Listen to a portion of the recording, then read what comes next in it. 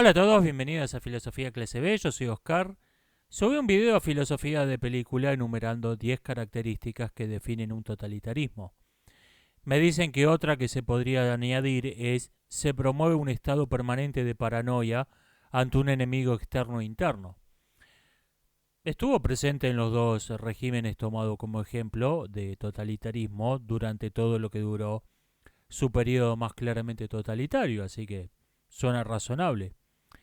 La única objeción que se me ocurre es que cómo se distingue lo que es un estado de paranoia fomentada por la propaganda de lo que es el miedo ante un enemigo real, externo o interno. Esta es la única objeción que se podría hacer. Otra que había pensado es que en ambos hubo una falsa ciencia oficial, específicamente una falsa biología, de la que se derivó una falsa medicina oficial durante todo lo que duró el periodo. Esto es otra característica que por ahí está incluida dentro de hay una ideología de Estado, pero por ahí tuvo una importancia suficiente como para mencionarlo por separado. Me preguntan cuántos rasgos veo que tiene Argentina hoy. Yo conté dos y un tercero que se puede discutir.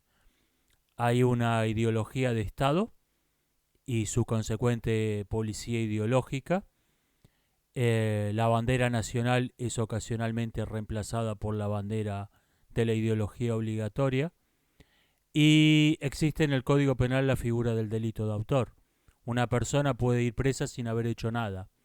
Y no por error, no por corrupción, sino porque hay leyes que dicen que se debe meter preso a inocentes que no han hecho nada y se debe dejar suelto a culpables, a pesar de lo que han hecho.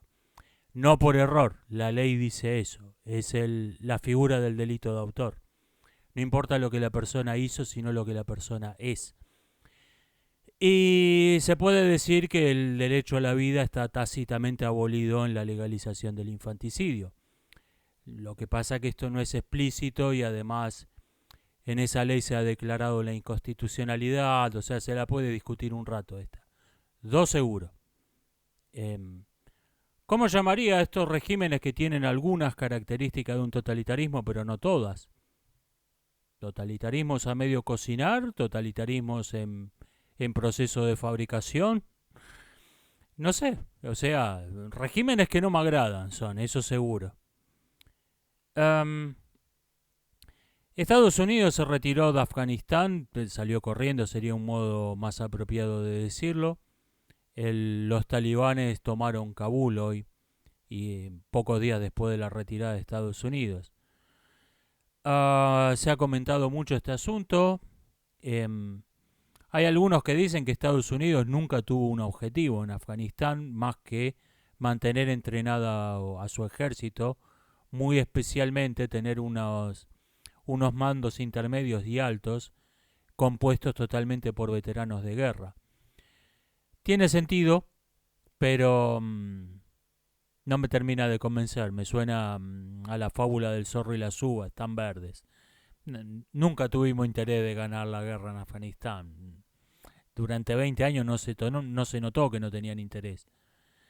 Um, Trump había firmado el cese al fuego con los talibanes, o sea, ¿qué hubiera pasado si hubiera estado Trump en el gobierno de Estados Unidos? No mucha diferencia. Creo que hubiera habido unas diferencias estéticas. Em, Trump hubiera negociado seguramente una tregua para retirar las tropas, le hubiera dicho a los talibanes: mira, nos vamos a ir entre tal fecha y tal fecha, quédense en sus posiciones si no quieren averiguar cuántos misiles podemos disparar en una hora, quédense en su posición mientras dure la tregua. En ese caso no hubiéramos visto soldados corriendo por una pista de aterrizaje, subiéndose corriendo un avión. Hubiéramos visto soldados marchando ordenadamente y subiéndose caminando un avión. No hubiera habido una diferencia estética, no de los hechos. Alguien había hecho un meme con la foto de la retirada americana en Afganistán, los soldados corriendo despavoridos, subiéndose corriendo un avión con una imagen de Guerra Mundial Z que parecía calcada. Con Trump eso hubiera sido muy distinto, pero se hubieran ido, los talibanes hubieran tomado Kabul, no hubiera habido gran diferencia.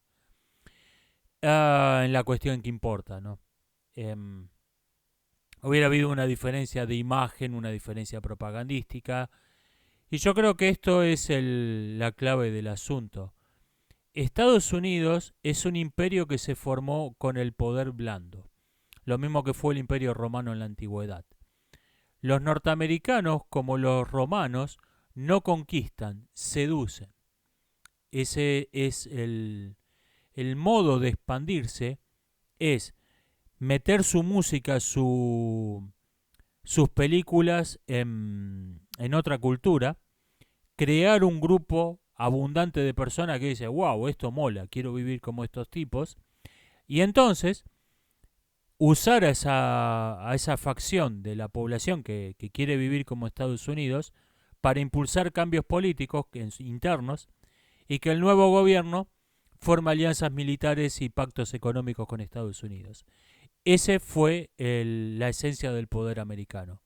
Es un imperio basado en la seducción, un imperio basado en el poder en el poder que despertaba la admiración a su estilo de vida. ¿Cuál es el problema? Que ya no seduce Estados Unidos. Estados Unidos ya no seduce. Te meten las películas de mierda, la música de mierda que están haciendo y todo el mundo lo ve y dice, wow, esto es una mierda. No seduce, no seduce lo que te muestra. Entonces, no pueden, ok, a organizar políticamente a la facción que hemos seducido con nuestro cine, con nuestra música, con nuestras series de televisión. Oh, caramba, no nos dio pelota a nadie. Ya no funciona. Ya no funciona porque el estilo de vida en Norteamérica no seduce. Sobre todo la cultura pop, que era la base del poder blando, la cultura pop americana ya no seduce. Y repito, ese era el modo de expandirse, ese era el modo de formar coaliciones que tienen. El Quad, la coalición formada por Estados Unidos, India, Japón y Australia, y de facto por Taiwán, aunque no nominalmente, es una bolsa de gatos es una bolsa de gato que no tiene otra cosa en común que un enemigo. No, no hablan el mismo idioma, literal y metafóricamente. Han estado en guerra entre ellos hace menos de 100 años. Eh, no tienen la misma cultura, no tienen nada en común. Lo único que tienen en común es un enemigo y no soy muy optimista con esos tipos. Repito, no vas a ningún lado con ese tipo de coaliciones. Eh, Repito, Estados Unidos ya, que es la diferencia con la OTAN. La OTAN fue un poder que se creó de este modo. Estados Unidos seducía con su cultura pop, formaba partidos que querían vivir como ellos, esos partidos provocaban un cambio político y cuando el cambio político se producía, se unían a una alianza militar con Estados Unidos. Eh, ya no funciona eso. Y esto lo vemos en Estados Unidos, en Afganistán. En Afganistán no lograron crear una facción de la población que adoptara el American Way of Life, que adoptara, no lograron, no lograron más que alianzas militares, con tipos que son más o menos lo mismo que los talibanes, pero que eran enemigos de los talibanes. Lo único que no lograron seducir a nadie, no lograron que nadie adoptara su estilo de vida, que nadie quisiera que Afganistán fuera como Estados Unidos. Una ocupación militar no puede durar indefinidamente. En algún momento tenés que reemplazarla por otro tipo de poder. Y eso es lo que pasó.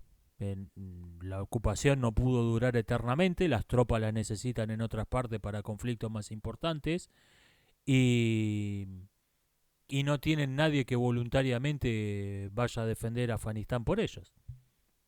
Tuvieron que salir corriendo y subirse un avión salir corriendo por una pista de aterrizaje y subirse a un avión antes que se lo comieran los zombies. Ah, ¿Existe la humanidad? ¿Qué es lo que tenemos en común? Me preguntan, por las diferencias enormes que hay entre las culturas. Yo creo que lo que tenemos todos en común es que somos seres racionales, conscientes de nuestra propia existencia, y que eso diferencia, eso diferencia a un humano de una piedra. Esa conciencia, es el hecho de que dentro de cada ser parecido a mí, sé que hay una conciencia, sé que hay alguien que está pensando, sé que hay alguien que siente, sé que hay alguien que teme, que desea. Y el error fue buscar alguna idea en común, querer fundamentar la idea de humanidad en alguna idea. Qué sé yo, todos creemos en el mismo Dios, aunque le demos distinto nombre. No, los ateos no creemos en ningún Dios, los hindúes creen en 10.000 dioses, y el Dios de los musulmanes, el Dios de los cristianos no se parecen ni remotamente entre sí. O sea, este fue el error de querer fundamentarlo en querer buscar la esencia común de la humanidad en una idea compartida por todos. No existe tal idea.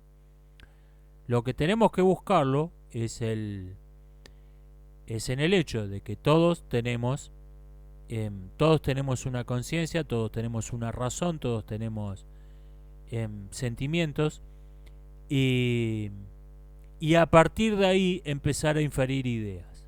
A partir de ahí empezar a inferir ideas.